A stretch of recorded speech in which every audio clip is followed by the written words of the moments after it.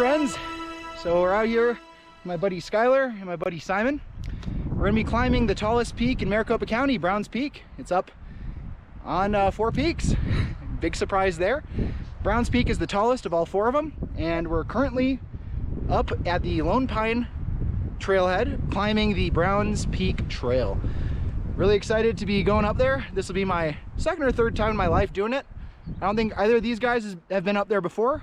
There's some crazy climbing up there. It's gonna be a ridiculous climb today. It should be a great time. Come along on the adventure. All right, friends, let me tell you a bit about the mountain we're going to be climbing. Browns Peak is the northernmost peak of the 4 peaks. From the perspective of the valley, it is the leftmost peak of this iconic mountain. The other 3 prominent peaks are actually unnamed. Browns Peak is the highest point in Maricopa County at 7,659 feet, and the ascent to its summit certainly isn't for the faint of heart. The route we're walking today is roughly 5 miles to the peak and back. The Browns Trail starts at the Lone Pine Trailhead and makes a moderate ascent from a dirt parking lot up to the saddle adjacent to Browns Peak.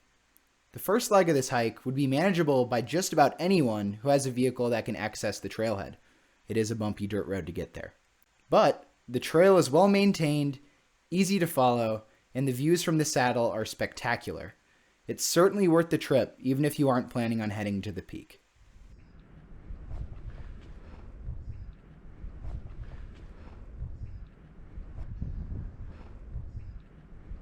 All right, what do you guys think of the climb? You ready for it?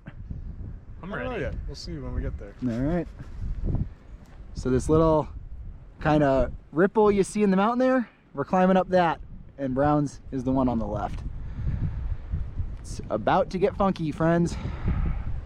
Let's get it. Our journey doesn't end at the saddle. The second leg of our trip continues from the saddle up a side trail that eventually connects to a steep slot canyon where we make our approach to the summit. I really don't recommend this part of the hike unless you're very confident in your physical ability and can cope with moderate exposure. In this slot, there are several segments of free climbing, loose rock, and cacti that hide in handholds. Attempting this part, if you're not adequately prepared, may result in severe injury or even death. There's absolutely no shame in turning back if you get in over your head. Please, stay safe out there. All right, friends, we made it into the slot canyon. Gotta climb up this. It's very loose, really sketchy for all of us walking in a row up it, so we're spreading out quite a bit and yelling rock if there's a rock falling.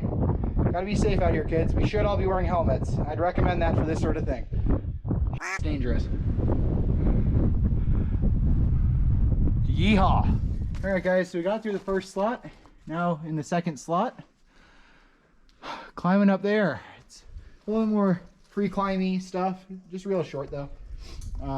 Definitely don't recommend this if you don't like heights or you're not comfortable with your arms and your legs, because it gets a little squirrely, right guys? Yeah. Almost to the top.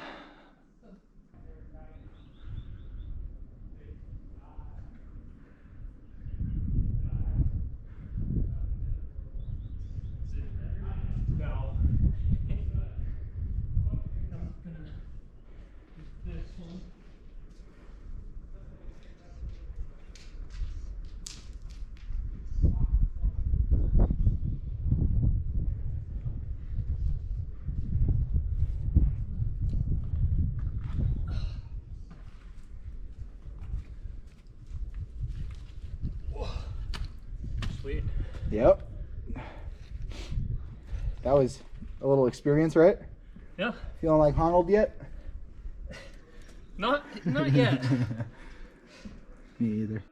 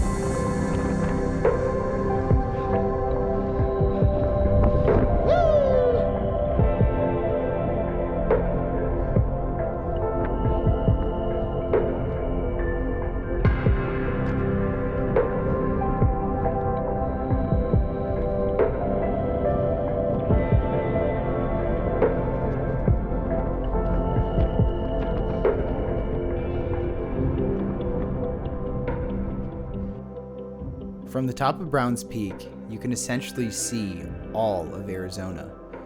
From this glorious vista, I was able to see snow-capped Humphrey Peak to the north and Mount Lemmon rising out of the desert to the south. This one amazing vista in the heart of Arizona is really what my soul needed before I head off to California. As I sat atop this peak and pondered the other souls that must have taken in these views, I noticed that there was some graffiti from the 1860s on this peak. This brought into perspective that the lake that you see, that wasn't there. The towns you see in the distance, those weren't there. How different of a place it must have been. How inhospitable, how brutal, but also how beautiful. As I always say, the views from the top are always worth the climb. Now, it's time for the down climb. All right, guys, just headed down the mountain now. Spent some good time at the peak. Got some great views, saw some old graffiti. Gonna have to look some of those people up. Now is the dangerous part. Very carefully, very, very carefully. The descent continues.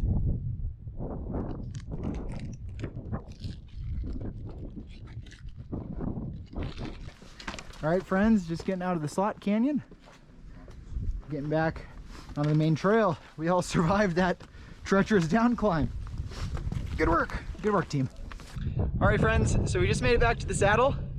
Got done climbing down off that death trap of a mountain. We all survived, all of our digits, fingers and toes were all good, 10 and 10.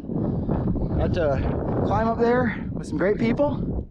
It was a great climb. Now we just got to hike on this nice even trail back to the car. We're all gonna appreciate this hike a lot more after what was behind us there. What a lovely trail. Browns Peak is located in the Four Peaks Wilderness, which was established in the year 1984 when the Arizona Wilderness Act passed. This same act created several other wildernesses that we've explored on this channel, such as the Superstitions, the Mazatzals, Fossil Springs, and even Miller Peak on the AZT. The Four Peaks Wilderness Area covers 60,740 acres of land and is home to a diverse variety of plants and animals due to the quick change of elevation in the range. At the base of the mountain lies a desert full of saguaros and desert critters, such as javelina, Gila monsters, and desert tortoises, while the top of the mountain is home to a pine forest and is inhabited by black bears, ring-tailed cats, skunks, and the like. Sadly, in the summer of 2020, one of the largest forest fires in Arizona state history started in the desert as a car fire at the base of Four Peaks. What came to be known as the bushfire spread quickly in the dry desert vegetation that had been afflicted with drought. Before too long, tens of thousands of acres all over Four Peaks and the surrounding area were set ablaze. Between June 13th, 2020 and July 1st, just over 2 weeks, 193,455 acres were consumed by the flames. The impact of this fire can be seen if you look at the vegetation surrounding the sides of this trail. Most of it has been reduced to matchsticks. I remember camping in this area back in my Boy Scout days, when this area was filled with tall pines. It pains me to see what has happened to the area, but fortunately, these pines will eventually regrow and the ecosystem will recover. The bushfire is far from the first time that Four Peaks was burned. On April 27, 1996, 2 campers left a fire unattended near Lone Pine Saddle. This caused the Lone Fire, which burned over 61,000 acres and lasted 11 days. The Lone Fire was actually Arizona's largest recorded wildfire prior to the Rodeo Chittisky fire in 2002, and there have been several massive fires since then. These huge fires are getting more frequent and more severe over time. This makes me quite concerned, and I wonder as to whether or not someday a fire will completely change the ecology found on Four Peaks. As some of you may know, the Arizona Trail also traverses the Four Peaks Wilderness. I actually had some recent conversations with a trail manager with the Arizona Trail Association about how conservation efforts need to be planned to mitigate the overwhelming damage caused by the bushfire. One common misconception that they told me about is that immediately after the fires extinguish, there is a tremendous amount of work that needs to be done to maintain the trail. Aside from the stabilization work that needs to immediately happen, that's usually done by a professional crew, this is untrue. The real work actually begins in the first 1 to 3 years after the fire, after a few good storms have had the chance to dig in and easily erode the unstable soils left in the wake of the fire. This creates landslides, destroys signs, and this is where you encounter a lot of deadfall on the trail. This poses quite an issue, as many people immediately want to help out right after the fire due to the fire's publicity, but by the time the real work comes around, many have forgotten about the impact of the fire, and it can be difficult to get the needed support to carry out fire restoration work. If you want to get involved, keep your eyes out on aztrail.org/volunteer and look into local trail volunteer groups in your area. All right, friends, just made it back to the car. Now time for the long drive back down the mountain. Thank you for coming with us up Browns Peak. If you enjoyed this video or you learned something, please consider hitting the like button down below to tell YouTube you appreciate my work, and it'll help us grow our community. It really helps more than you know. Also, be sure to subscribe for more content just like this. We're getting so close to our 1,000 subscriber goal, and every bit helps. Thanks again, and I'll see y'all in the next one. Stay groovy.